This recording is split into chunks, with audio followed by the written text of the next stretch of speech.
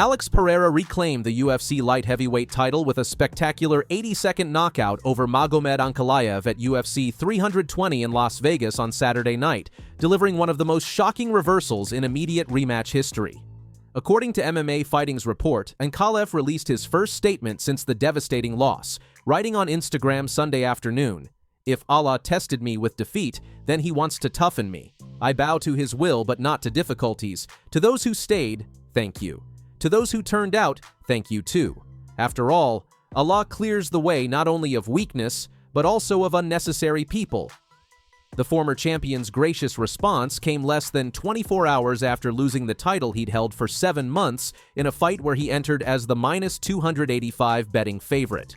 According to multiple MMA outlets including MMA Junkie and MMA Fighting, Pereira crushed Ankalaev in just 80 seconds, finishing the fight before most fans had settled into their seats. This stands in stark contrast to their first meeting at UFC 313 on March 8, 2025, where Ankalaev won a clear unanimous decision with scorecards of 49-46, 48-47, and 48-47, dominating Pereira over 5 rounds with wrestling pressure and tactical striking. MMA Fighting's coverage noted that just over 7 months removed from his title loss to Magomed Ankalaev, the version of Alex Pereira which showed up at UFC 320 was truly night and day. The Brazilian completely reversed the tactical approach that failed him in their first encounter, abandoning caution and instead marching Ankalaev down with aggressive striking from the opening bell. Isso tudo faz parte do plano. Algumas semanas atrás, o Glover deu entrevista e avisou. Falou, pô, tá vai diferente, primeiro round vocês já vão ver com essa convicção, né? Mas ninguém acreditou. No, that was all part of the plan, and Glover even did an interview and he said, you guys are going to see the difference in the first round, so it was all planned out. Mas eu vou pro Brasil e eu vou voltar na borracharia, mas com esse cinturão aqui, ó. But I'm going to go to Brazil and I'm going to go to the tire shop, but I'm taking this belt right here. Pereira showed Ankalaev no respect, marching him down and earning the finish with shocking ease according to post-fight analysis. The 38-year-old Brazilian established his power immediately, landing heavy shots that visibly affected Ankalaev's movement and defensive posture. Within seconds, it became clear this wasn't the measured, tactical Pereira who'd faded in championship rounds at UFC 313.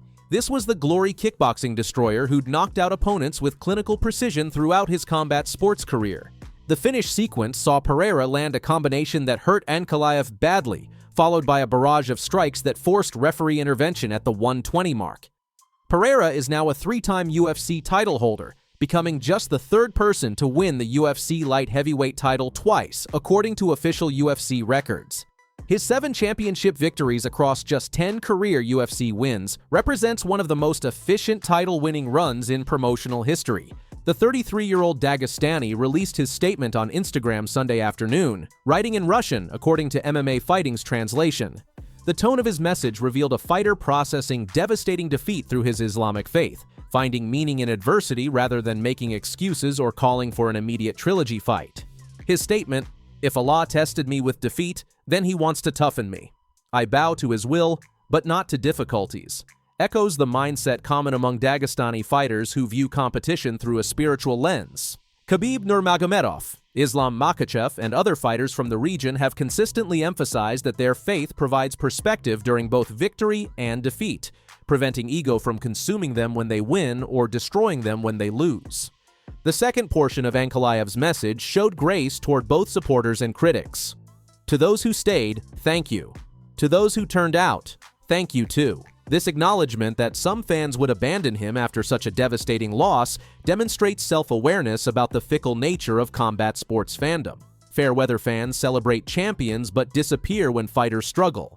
And Ankalaev recognized this reality without bitterness. His conclusion, after all, Allah clears the way not only of weakness, but also of unnecessary people, suggests he views this loss as a filtering mechanism, separating genuine supporters from those who only backed him when winning came easily. According to reports, the Muslim fighter remains faithful, believing the setback will make him a better fighter. This response stands in sharp contrast to fighters who immediately make excuses, claim judging robberies, or launch social media attacks on opponents after losses. Ankalaev took responsibility, processed the defeat through his faith, and thanked everyone, Winners and losers handle adversity differently, and his response revealed character that defeat cannot diminish. The tactical reversal between these two fights deserves deep analysis because immediate rematches rarely produce such dramatically different outcomes. At UFC 313, Ankalaev controlled distance, threatened takedowns constantly, and broke Pereira's rhythm through wrestling pressure and cage work. Pereira looked uncomfortable, tentative, and unable to plant his feet to throw power shots without worrying about being taken down. At UFC 320, Pereira abandoned that cautious approach entirely. He came forward aggressively from the opening seconds, accepting the risk of potential takedowns in exchange for landing devastating strikes. This gamble paid off immediately. Ankalaev appeared unprepared for Pereira's reckless aggression, struggling to establish the defensive footwork and cage positioning that had worked perfectly 7 months earlier. Pereira's post-fight behavior provided context for his performance. According to reports, Pereira made a statement at UFC 320, telling the other contenders in the division to trash talk at their own risk because they might just end up like Ankalaev. This suggested Pereira viewed the loss at UFC 313 as motivational fuel, spending 7 months obsessing over his mistakes and developing a game plan specifically designed to neutralize Ankalaev's wrestling-heavy approach. His injury claims from the first fight gained credibility through his UFC 320 performance. Following the UFC 313 loss, Pereira revealed through multiple interviews that he dealt with undisclosed injuries during training camp and the fight itself.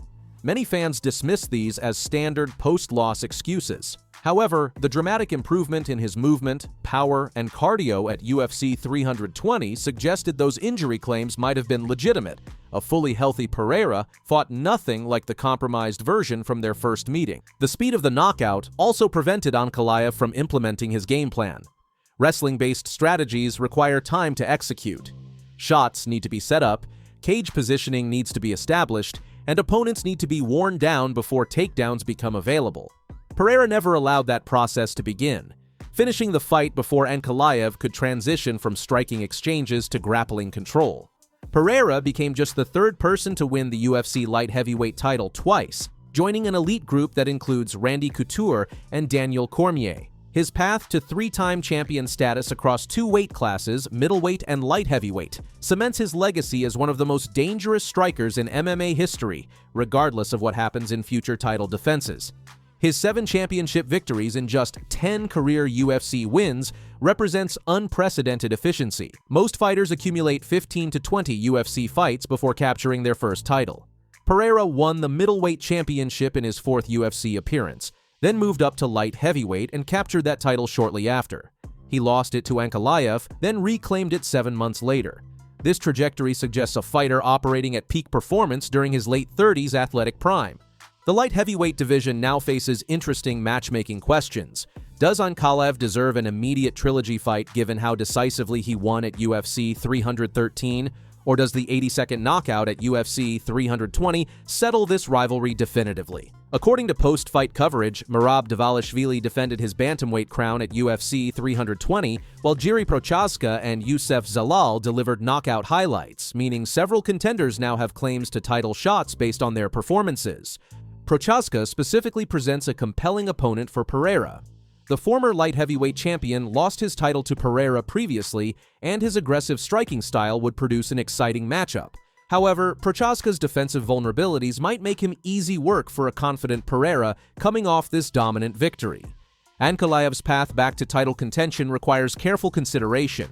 At 33 years old, he's not young enough to wait years for another opportunity. He likely needs 2 or 3 dominant victories over ranked opponents to force his way back into title discussions. The psychological challenge of rebuilding confidence after such a devastating knockout cannot be understated. Some fighters never recover mentally from being knocked out so quickly in high-stakes situations. An interesting financial footnote.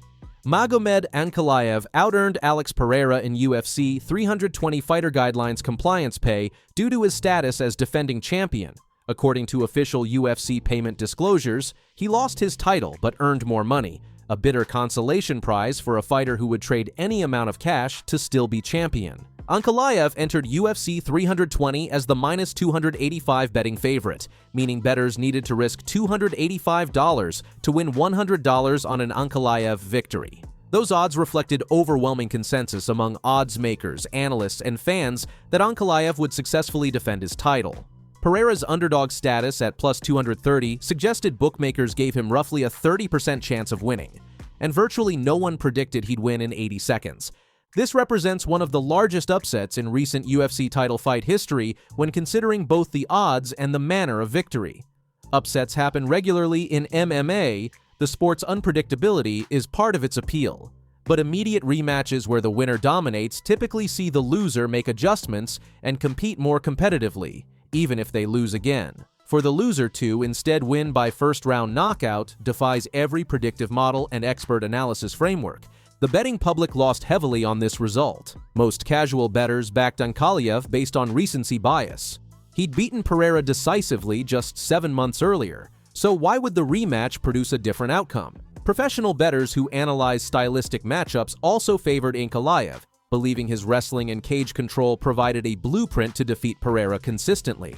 Pereira's plus 230 underdog odds now look absurd in hindsight. A fully motivated, physically healthy Pereira with 7 months to address his defensive wrestling represents one of the most dangerous fighters on the planet. His kickboxing credentials combined with devastating one-punch knockout power make him a live underdog in any fight, regardless of opponent or stylistic matchup. This upset reinforces a fundamental truth about MMA. Immediate rematches produce chaos. Fighters who won the first meeting often approach rematches overconfident, believing their game plan will work again. Meanwhile, fighters who lost obsess over their mistakes, making dramatic adjustments and entering with desperate motivation. That combination frequently produces unexpected results. Magomed Ankalaev's gracious, faith-based response to his devastating 80-second knockout loss at UFC 320 revealed character that transcends wins and losses. Alex Pereira reclaimed the light heavyweight title with a performance that vindicated his injury claims from UFC 313 and established him as a 3-time UFC champion across 2 divisions. The shocking reversal from Ankalaev's unanimous decision victory 7 months earlier reminds us that immediate rematches in MMA rarely follow predictable patterns, and that adjustments, motivation, and physical health can transform outcomes dramatically. Whether Ankalaev's promise that Allah clears the way not only of weakness but also of unnecessary people proves prophetic remains to be determined through his performances in rebuilding toward another title shot.